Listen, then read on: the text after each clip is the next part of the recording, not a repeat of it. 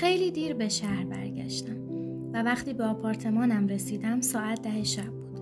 مسیرم از کنار بندر کانال می‌گذشت، جایی که در آن ساعت هیچ کس پیدا نمی‌شد. راستش من در بخش دورافتاده‌ای از شهر زندگی می‌کنم. داشتم راه می‌رفتم و زیر لب آواز می‌خواندم، چون وقتی خوشحالم همیشه چیزی زمزمه می‌کنم. مثل هر مرد خوشحالی که نه دوستی دارد نه آشنایی و در لحظات شادیش کسی را ندارد که احساسش را با او قسمت کند. ناگهان یک اتفاق کاملا غیر منتظره برایم پیش آمد. کمی جلوتر زنی را دیدم که به نرده‌های کانال تکیه داده بود، با آرنج‌هایش که روی نرده‌ها قرار داشت. به نظر می رسید که عمیقاً به آب گلالود کانال خیره شده است. کلاه زرد زیبایی بر سر داشت و یک مانتیکای سیاه فریبنده بر دوش انداخته بود. با خود گفتم حتما دختر جوانی با موهای قهوه‌ای است.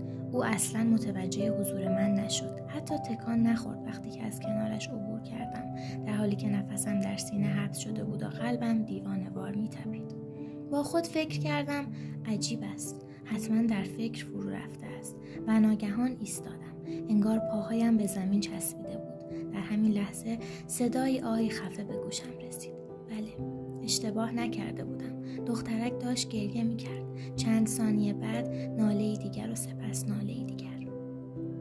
خدایا، دلم فرو ریخت و هر چند که همیشه در برخورد با زنان دچار خجالت و تردید می‌شدم، اما این بار لحظه‌ای برای درنگ نبود. برگشتم. قدمی به سمت او برداشتم و بی تردید می‌خواستم بگویم بانو، اما ناگهان فکری در ذهنم جرقه زد. این خطاب هزاران بار در تمام رمان‌های جامعه روسیه تکرار شده است. همین فکر مرا متوقف کرد. اما درست در لحظه‌ای که دنبال واژه مناسب می‌گشتم، دخترک ناگهان به خود آمد و نگاهی به پشت سر انداخت. به یاد آورد که کجاست. سرش را پایین انداخت و بی صدا از کنارم گذشت و در امتداد ساحل کانال به راه افتاد. بیدرنگ به دنبالش رفتم، اما همین که متوجه شد تعقیبش می‌کنم، مسیرش را تغییر داد. از کنار کانال بیرون رفت، خیابان را رد کرد و روی پیاده رو شروع به قدم زدن کرد. قلبم مثل پرنده‌ای در قفس بی‌تابانه می‌تپید. ناگهان حادثه غیرمنتظره به کمکم آمد. در آن سوی خیابان، نه چندان دور از دختر ناشناس من، مردی ظاهر شد. مردی که لباس رسمی شبانه بر تن داشت.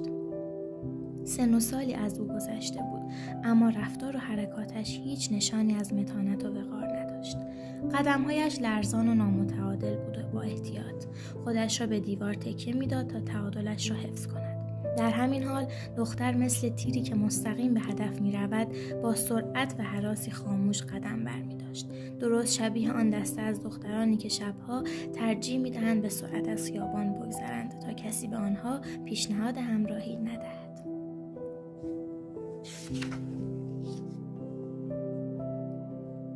البته اگر شانس یار آن مرد مست نمی‌شد و فکری شیطانی به ذهنش نمی‌رسید، هرگز نمی‌توانست به دختر نزدیک شود. اما ناگهان بدون هیچ مقدمه‌ای مردک جستی زد و با تمام سرعتی که پاهایش اجازه می‌داد به سمت دختر دوید. دختر سبک و چابک همچون باد پیش می‌رفت، اما آن مرد تلو تلو خوران به طرز عجیبی سرعت گرفت و لحظه‌ای بعد خودش را به او رساند. از او جلو زد و ناگهان دختر فریادی کشید. و خوشبختانه من هم بخت یارم بود که در دست راستم عصای گرهدار محکمی داشتم که اتفاقاً در این لحظه حساس به کارم آمد. در یک چشم برهم زدن خود را در آن سوی خیابان روی پیاده رو یافتم. مرد ناخوانده به محض اینکه متوجه شد اوضاع تغییر کرده کمی عقب نشست. نگاهی به من انداخت. اوضاع را با دقت بررسی کرد و در سکوت کنار کشید. تنها زمانی که ما مسافتی قابل توجه از او دور شده بودیم، جرأت کرد که با الفاظی تند و پرحرارت مرا سرزنش کند. البته کلماتش آنقدر نامفهوم بود که سخت میشد آنها را شنید. به دختر ناشناس گفتم دستت را به من بده. دیگر جرأت نخواهد کرد مزاحم ما شود. در سکوت دستش را به من داد. دستی که هنوز از ترس و اضطراب می‌لرزید. آه ای مرد ناخوانده، چقدر در آن لحظه از تو سپاسگزار بودم. نگاهی گذرا به او انداختم. بسیار زیبا بود و همانطور که حدس زده بودم با موهای قهوه‌ای دلفریب. اشک‌های ناشی از هراس اخیرش یا شاید اندوهی که پیش از آن تجربه کرده بود هنوز بر مژه‌های بلند و مشکی‌اش می‌درخشید. اما حالا لب‌هایش با لبخندی تازه برق می‌زد. او هم نگاهی دزدکی به من انداخت. گونه‌هایش گل انداخت و نگاهش را به زمین دوخت. حالا ببینید چرا کنار کانال از من دوری کردید. اگر همانجا مانده بودیم هیچ اتفاقی نمی‌افتاد. با تردید گفت اما من شما را نمی‌شناختم. فکر کردم شما هم. لبخند زدم و گفتم اما حالا واقعا مرا می‌شناسید؟ کمی مثلا. حالا چرا دارید می‌لرزید؟ با خوشحالی پاسخ دادم اوه درست حد زدید. در دل شادمان شدم که دخترک علاوه بر زیبایی باهوش هم بود و این ترکیب هیچ وقت چیز بدی نیست. گفتم بله شما فهمیدید که با چه کسی طرف هستید. کاملا درست. من در برابر زنان خجالتیم. عصبی می شوم. انکار نمی کنم. درست همانطور که شما لحظاتی پیش وقتی آن مرد مزاحمتان شد وحشت زده بودید. من هم الان ترسیدم. انگار در رویا هستم، اما حتی در خواب هم تصور نمی کردم که روزی بتوانم با زنی صحبت کنم. او با تعجب گفت واقعاً؟ یعنی جدی می گویید؟ با جدیت گفتم بله. اگر دستم می لرزد دلیلش این است که هرگز دستی به این ظرافت و زیبایی همچون دست شما آن را در بر نگرفته است. من کاملا از دنیای زنان دور ماندم. در واقع هیچ وقت وارد آن نشدم. ببینید من تنها هستم. حتی نمیدانم چطور باید با زنان صحبت کنم. حتی حالا هم نمیدانم که آیا حرفی نسنجیده به شما گفتم یا نه. گفت نه هیچ چیز. کاملا برعکس. لحظه‌ای سکوت کردم و بعد با کنجکاوی پرسیدم صادقانه به من بگویید. باید اعتراف کنم که چندان آدم زودرنجی نیستم. سپس با لبخندی شیطنت آمیز ادامه داد و حالا که خودتان خواستید که صادق باشم باید بگویم که زنان این نوع خجالتی بودن را دوست دارند و اگر بیشتر بخواهید بدانید من همان را دوست دارم. بنابراین تا وقتی که به خانه‌ام نرسیدم شما را دور نخواهم کرد. با هیجان و نفس‌های بریده گفتم شما کاری می‌کنید که فوراً این خجالتم را کنار بگذارم و آن وقت خداحافظ تمام روش‌های همیشگیم.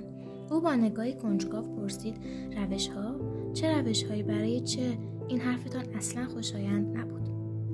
با لحنی شرمگین پاسخ دادم ببخشید دیگر تکرار نمی‌کنم. فقط یک لغزش زبانی بود. اما شما بگویید در چنین لحظه‌ای چطور می‌توانم این میل را نداشته باشم که وسط حرفم پرید که مورد پسند باشی. درست است؟ خب بله به خدا که همینطور است. لطفاً مهربان باشید. در نظر بگیرید که من چه کسی هستم. ببینید 26 سال دارم اما تقریباً هیچ کس را نمی‌بینم. پس چطور می‌توانم خوب هوشمندانه و به جا صحبت کنم؟ به نفع شماست که همه چیز را بی پرده بگویم. وقتی قلبم حرفی برای گفتن دارد نمی‌توانم آن را در خود نگه دارم. اما مهم نیست. باور کنید یا نه تا به حال هرگز حتی یک بار هم زنی در زندگیم نبوده. هیچ آشنایی، هیچ رابطه‌ای و با این حال هر روز در رویاهایم فقط به این فکر می‌کنم که بالاخره روزی کسی را پیدا خواهم کرد. کاش فقط می‌دانستید که چند بار اینطور عاشق شدم. او با تعجب پرسید اما چطور؟ با چه کسی؟ گفتم با هیچ کس. با یک ایدئال. با کسی که در رویاهایم می‌بینم. من در رویاهایم داستان‌های عاشقانه کاملی خلق می‌کنم. شما هنوز مرا نمی‌شناسید. البته طبیعی است که در این سالها 2 یا 3 زن را دیده باشم. اما چه زنانی؟ همه‌شان صاحب خانه بودند یا چیزی شبیه به آن. اما حالا می‌خواهم چیزی بگویم که باعث خنده‌تان می‌شود.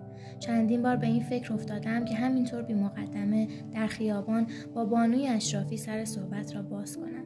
البته زمانی که تنها باشد. واضح است و البته با لحنی خجالتی، محترمانه، فروتنانه اما در عین حال پرشور. به او بگویم که دارم از تنهایی نابود می شدم، که نباید مرا از خود براند، که هیچ راهی برای آشنا شدن با زنی ندارم. از او بخواهم که بفهمد یک زن نباید التماس خجالتی مردی بی‌نوا مثل مرا نادیده بگیرد. در نهایت تمام چیزی که از او می‌خواهم این است که چند کلمه دوستانه با من صحبت کند، با مهربانی، بدون اینکه همان لحظه اول مرا پس بزند، که حرفم را باور کند، به آنچه میگویم گوش دهد، اگر دلش خواست به من بخندد، اما در عین حال نوری از امید در دلم زنده کند. فقط چند کلمه، حتی اگر بعد از آن دیگر هرگز یکدیگر را نبینیم. شما دارید میخندید، اما همین باعث شد که این را برایتان بگویم. او خندید و گفت دلخور نشوید. من دارم به این میخندم که شما خودتان بزرگترین دشمن خودتان هستید. شاید اگر امتحان میکردید موفق میشدید، حتی اگر همه چیز در خیابان اتفاق میافتاد. هرچه ساده تر بهتر. هیچ زن مهربانی، البته به شرط آنکه احمق نباشد یا در همان لحظه از چیزی شدیداً عصبانی نباشد، نمیتوانست شما را نادیده بگیرد و آن چند کلمه‌ای را که با چنین خجالتی درخواست میکردید از شما دریغ کند. اما شاید من اشتباه میگویم. شاید او شما را دیوانه فرض میکرد. ببینید، من از دیدگاه خودم قضاوت کردم، اما خیلی چیزها درباره زندگی آدم‌ها روی این زمین میدانم. با هیجان فریاد زدم سپاسگزارم. شما نمیدانید امروز چه لطفی در حق من کردید. او با لبخند گفت خیلی خوب، اما بگویید چطور مرا به عنوان زنی شناختید که زنی که ارزش توجه و دوستی را دارد، یعنی کسی که در دسته همان صاحب خانه هایی که گفتید قرار نمیگیرد. چرا تصمیم گرفتید به من نزدیک شوید؟ گفتم چرا؟ شما تنها بودید. آن مرد بیش از حد گستاخ بود و الان هم شب است. قبول کنید که این وظیفه من بود که